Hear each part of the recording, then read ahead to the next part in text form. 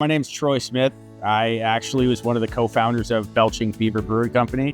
So I have been here since its existence. And we've been rolling really tough with our KHS canner for 4 years now. We started with those small, non-counter pressure filler, long tube fillers. Then we went to a rotary filler made, it's a 10-2 made in another country besides Germany. Then we went to KHS, and I would never go another direction. It's a fact. Best damn filler you could get. The emphasis of the dam, because we're, the beaver dam.